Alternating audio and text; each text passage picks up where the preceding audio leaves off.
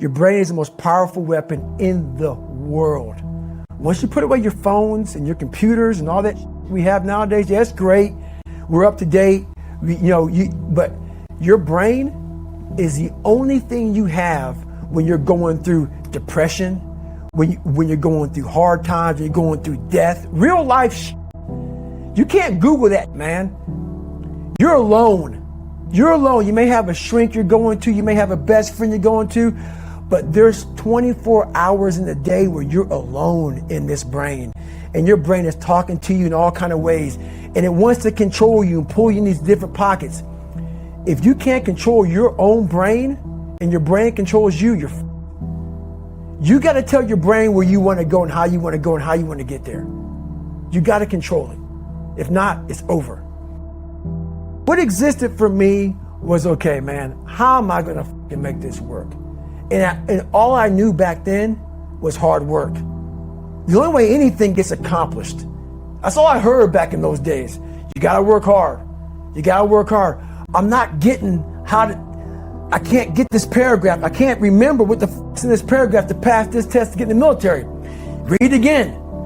Still not getting it. Read again. But if you're not getting it, write it out. And that's how I started learning. Okay, well, I got to write out everything I do.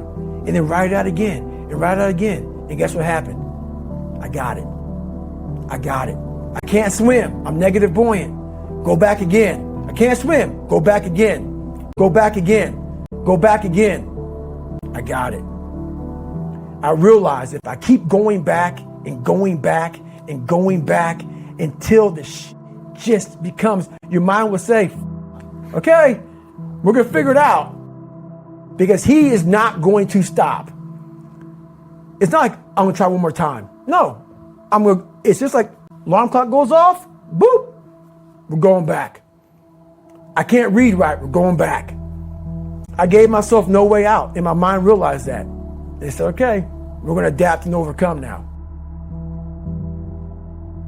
Like a lot of people say, trying hard. Your mind knows, man. It knows this guy's bull. Me, man, this guy's lying. There's no truth behind it. When I was in Navy SEAL training, people go, how were you there for 18 months? The program was only 6 months long. You were in 3 hell weeks in 1 year. No one's ever done that. How did you do that? I talk about the new norm. When I lived in a $7 a month place when I was growing up for a short period of time, I loved it. I didn't know any different. That was my norm. Once we moved out of that place, we moved to a $236 a month place. I was like, I never want to go back to that little piece of shit. But if you go back to that $7 a month place and you realize this is where I live, this is all I got, your mind says, roger that, this is home. So when I was going through Navy SEAL training for 18 months and going back through all the hard parts over and over again, I told myself after the first time, I knew it was going to be a long journey there. My body was breaking down. It was just how it was going on. I said, you know what? This is my new norm. So my mind said, it's like going to work. Like you go to work, you put your suit and tie on. I go into suffering every day. Every day, suffering, being broken, duct taping my feet up, stress fractures, shin splints, being broken. This is my new norm. And your mind says, if we're not broken, this ain't normal.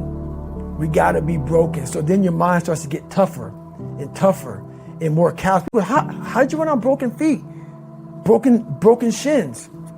My mind knew this is how we operate. We're in Navy SEAL training. This is what we are. I became hell. And that became my new norm. I gave myself no way out. There was nothing outside these walls of hell. Nothing. I love God, but for a short period of time, I became the devil because that was hell. I became the boss, the owner, the CEO of Navy SEAL training. That was my mindset. And that's how you get through things. You immerse yourself wherever it is, and you become that. You become that and give yourself no way out. When I was 297 pounds and I was fat as hell trying to be a Navy SEAL, the scariest thing in the world to me, even to this day, was that could have been the rest of my life. I thought then I was trying hard. That's the scariest thing in the world. I thought then 297 pound, working for Ecolab, spraying for cockroaches, making $1,000 a month. I thought that was me at my 100% potential. Come to find out, a few years later, I wasn't anywhere near that. 106 pounds less, graduated Navy SEAL training, went on to do all these